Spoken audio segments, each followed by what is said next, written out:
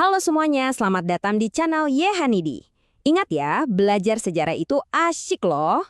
Oke, ngomongin soal pendudukan Jepang, apa sih yang pertama kali muncul di kepala kalian? Pasti penderitaan, Romusha, kerja paksa, iya kan? Nah, itu semua benar. Tapi tunggu dulu. Ternyata ceritanya jauh lebih rumit dan jujur aja lebih gila dari itu. Kita mulai dari bagian pertama, janji manis, realita pahit. Jadi, waktu Jepang pertama datang, mereka jago banget loh mainin propaganda. Mereka nge-branding diri mereka sebagai saudara tua yang datang buat ngebebasin kita dari penjajah Eropa. Di satu sisi, mereka teriak-teriak slogan kayak Nippon Pelindung Asia, Nippon Cahaya Asia. Kedengarannya kayak pahlawan super ya. Tapi di sisi lain, realitanya jauh banget. Realitanya adalah Romusha, kerja paksa yang super brutal. Kontras banget kan? Dan yang bikin merinding, ini skalanya bukan main-main, diperkirakan antara 4 sampai 10 juta orang. Dan ini baru dari Jawa aja yang jadi korban Romusha. Coba bayangin, sebanyak itu orang dipaksa kerja. Jadi, Romusha itu apa sih sebenarnya?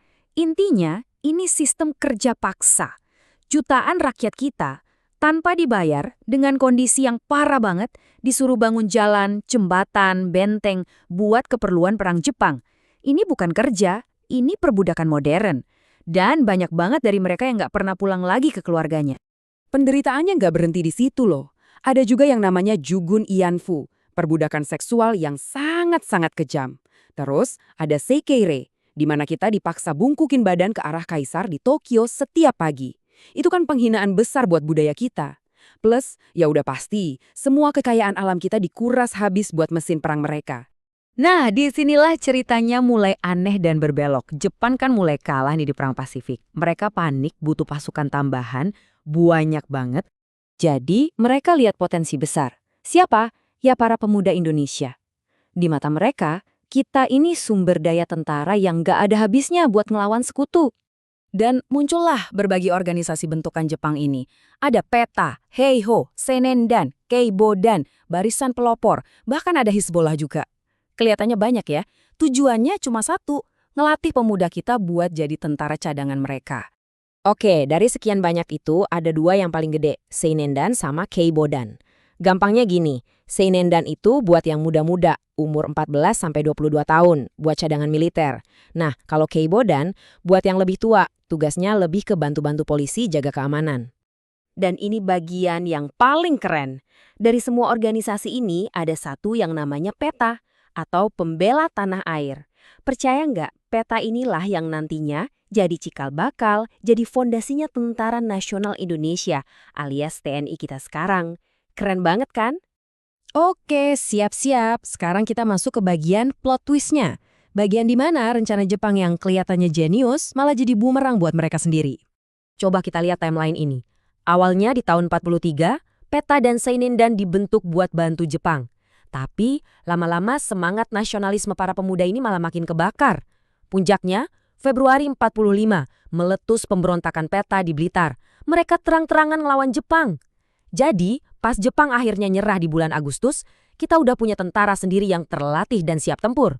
Nah, inilah yang orang kita sebut senjata makan tuan. Ironis banget kan? Senjata yang mereka ciptakan buat ngendaliin kita, yaitu pelatihan militer, malah jadi modal utama kita buat ngelawan mereka dan ngerebut kemerdekaan. Tapi senjata makan tuannya nggak cuma satu. Ada lagi yang nggak kalah penting, tapi sering kelupaan. Jepang itu benci banget sama Belanda. Jadi mereka larang total penggunaan bahasa Belanda. Efeknya apa? Secara nggak sengaja bahasa Indonesia jadi naik kelas. Tiba-tiba bahasa kita dipakai di mana-mana, di kantor pemerintahan, di sekolah. Ini krusial banget buat nyatuin kita semua dari Sabang sampai Merauke. Jadi, tanpa sadar, Jepang malah ikut nguatin identitas nasional kita. Oke, jadi dari semua cerita tadi, kita bisa simpulkan paradoksnya. Zaman pendudukan Jepang itu adalah sebuah masa yang gelap, penuh penderitaan, tapi di saat yang bersamaan, justru disitulah bibit-bibit kemerdekaan kita tumbuh subur. Slide ini ngerangkum semuanya dengan sempurna. Di satu sisi, ada sisi gelapnya. Romusha, Jugun Ianfu, eksploitasi, penindasan yang luar biasa. Tapi, di sisi lain, ada warisan yang nggak terduga. Kita jadi punya militer terlatih, kita punya bahasa pemersatu, dan semangat nasionalisme kita berkobar-kobar. Bener-bener kayak dua sisi mata uang. Jadi, inti dari semua ini apa? Simpelnya gini.